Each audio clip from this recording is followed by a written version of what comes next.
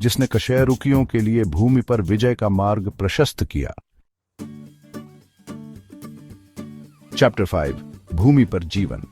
एक बार जब टेट्रापोड्स ने जमीन पर कदम रखा तो उन्होंने विविधता लाना शुरू कर दिया और विभिन्न प्रकार के स्थलीय आवासों को उपनिवेशित किया। समय के साथ वे सरीसृप, पक्षी और स्तनधारी सहित विभिन्न प्रकार के जानवरों में विकसित हुए। सरीसृपों ने शुष्क वातावरण के अनुकूल बनाया, उनके स्केली त्वचा ने उन्हें पानी के नुकसान से बचाया। पक्षियों ने पंख विकसित किए और उड़ान की कला में महारत हासिल की, और स्तनधारियों ने फर या बाल विकसित किए और अपने बच्चों को दूध पिलाने की क्षमता विकसित की। चैप्टर 6 स्तनधारियों का विकास। लगभग 200 मिलियन वर्ष पहले डायनासोर के युग के दौरान पहले स्तनधारी विकसित हुए।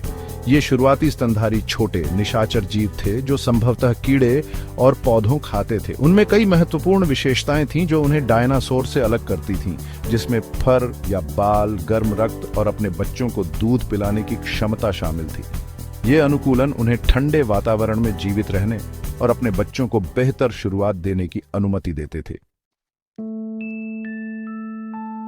चैप्टर 7 लगभग 65 मिलियन वर्ष पहले डायनासोर के विलुप्त होने के बाद स्तनधारियों को फलने फूलने का मौका मिला।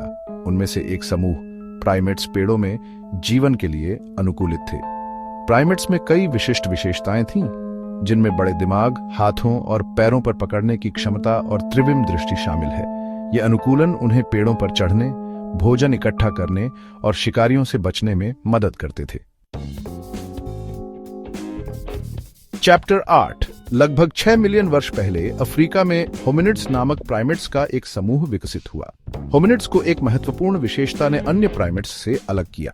वे द्विपाद थे, जिसका अर्थ है कि वे 2 पैरों पर चलते थे। द्विपादवाद ने होमिनिड्स के हाथों को मुक्त कर दिया, जिससे वे उपकरणों का उपयोग कर सके और वस्तुओं को ले जा सके। उनके पास बड़े दिमाग भी थे और वे जटिल सामाजिक समूहों में रहते थे। यह अनुकूलन उन्हें बदलते परिवेश के अनुकूल बनाने और नए संसाधनों का दोहन करने में मदद करेंगे। चैप्टर 9 लगभग 3 लाख साल पहले अफ्रीका में होमोसेपियंस आधुनिक मानव विकसित हुए।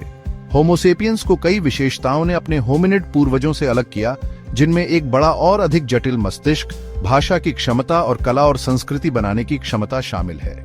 ये क्षमताएं हमें अपने आसपास की दुनिया को अभूतपूर्व तरीके से समझने, एक दूसरे के साथ संवाद करने और जटिल समाजों का निर्माण करने की अनुमति देती हैं।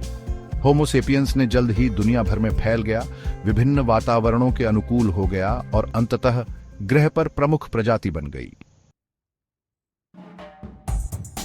ओत्रो तो दोस्तों, ये थी मछली से इंसान बनने की अद्भुत विकासवादी कहानी। ये यात्रा हमें यह समझने में मदद करती है कि हम कहां से आए हैं और हमारे अस्तित्व की जड़ें कितनी गहरी हैं।